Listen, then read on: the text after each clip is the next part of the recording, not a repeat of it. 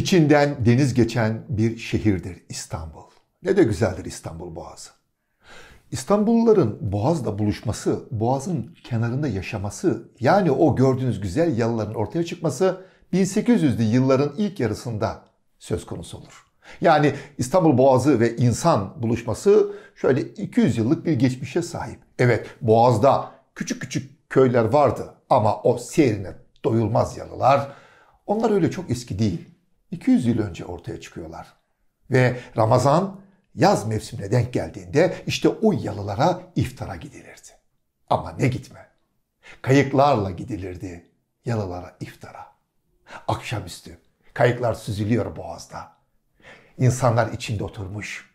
Eğer iftara giden bir kayık sarayın önünden geçiyorsa ya da üst rütbeli görevli bir insanın yalısının önünden geçiyorsa ve sizin elinizde şemsiye varsa mutlaka o şemsiyeyi kapatırdınız. Bu saygıydı. Sarayın önünden geçiyorsa kayıklar, içindekiler saygıyla şemsiyelerini kapatıyorlardı. Böyle bir gelenek vardı. O ki şemsiyenin tarihine girdik. O yıllarda kırmızı renkli bir şemsiyeye rastlarsanız bilin ki altındaki padişahtı. Yani Galata Köprüsü'nü gözünüzün önüne getirin ya da ne bileyim Sultanahmet Meydanı'nı, orada ileride bir kırmızı şemsiye. Bilin ki altında yürüyen padişahtı. Çünkü kırmızı renkli şemsiye sadece ve sadece padişah tarafından taşınırdı. İkinci Mahmut Çanakkale'ye, Gelibolu'ya gezmeye gidiyor. Bir vapurla. Geri dönüş yolunda büyük bir fırtınaya yakalanıyor padişahın vapuru Marmara Denizi'nde. Ama ne fırtına! Kaptan padişahı güvence altına almak için vapuru kıyıdan götürmeye başlıyor. Çünkü belli olmaz, olur ya, alabora olur. Vapuru karaya oturtacak. Vapur batmaz, bir şey olmaz. Ama vapurun arkasına bağlı saltanat kayığı o fırtınada batar. Ve o saltanat kayığında 2. Mahmut'un çok sevdiği, sapı zümrüt, yakut, değerli taşlarla süslü olan şemsiyesi Marmara'nın dibine gömülür. Silivri açıklarında. Silivri açıklarında böyle bir şemsiye vardır. Şemsiyeyi denizin dibindeki halini anlattım sizlere. Peki uçan şemsiye, gökyüzündeki şemsiye desem aklınıza kim gelir? Mary Poppins. Travers, Avustralyalı yazar Travers 1935 yılında yazmaya başladı Mary Poppins'i. Bir dizidir o. 1935 ama ondan çok önce İstanbul'da bir öykü anlatılır. Ramazan gecelerinde. Şemsiye ile İstanbul üstünde uçan bir adamın öyküsü. Bunu anlatan dönemin ünlü meddahlarından, tülat ustalarından Kavuklu Hamdi Bey'di. Ünlü Kavuklu Hamdi Bey'in İstanbul üstünde şemsiyeyle uçuşunu anlatan bir öyküsü vardı. Bilemiyoruz o öyküde neler olup bittiğini.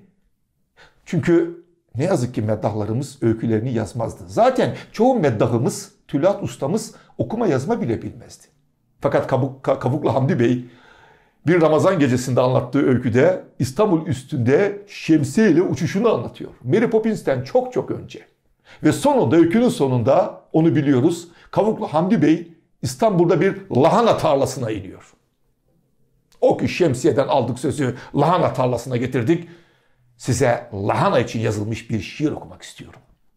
Evet, lahana için, bildiğimiz lahana yazılan bir şiir.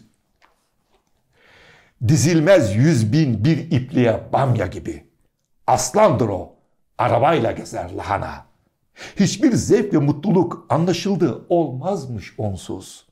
Olur mu helva söyleşileri, olmazsa eğer lahana. Layıktır ona ilhami, ne türlü övgüler yazsa. Lahanacım, lahanacım, lahanacım, lahana.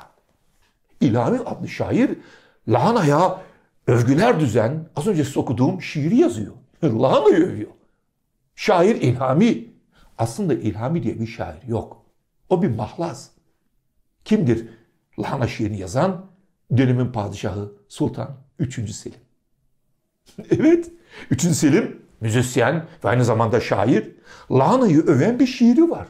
Fakat o şiirdeki lahana da bildiğimiz o tarladaki lahana değildir. O bir spor kulübüdür. İstanbul'un en eski tarihimizde, bizim tarihimizde bilinen en eski spor takımları. Lahanacılar ve bamyacılar. Onlar spor karşılaşmaları yaparlardı. Birinin adı lahana, ötekinin adı bamya. Lahanacılar ve bamyacılar. İkinci Murat döneminde 1400'lü yılların başlarında aslında bu spor karşılaşmaları başlamıştı. Amasyalılar ve Merzifonlar arasında. Lahanacılar ve bamyacılar. Sonra İstanbul'un fethiyle bu spor karşılaşmaları İstanbul'a taşındı. Cirit oynuyorlardı. Tomak kırbaçla oynanan bir oyundu. Rakibinizin sırtına kırbaçla değerseniz o diskalifiye oluyordu. Kimin daha çok oyuncusu kalırsa sahada o kalıyordu. Sonra handbola benzeyen bir oyun da oynuyorlarmış. Bu gülleyle oynanan bir oyun.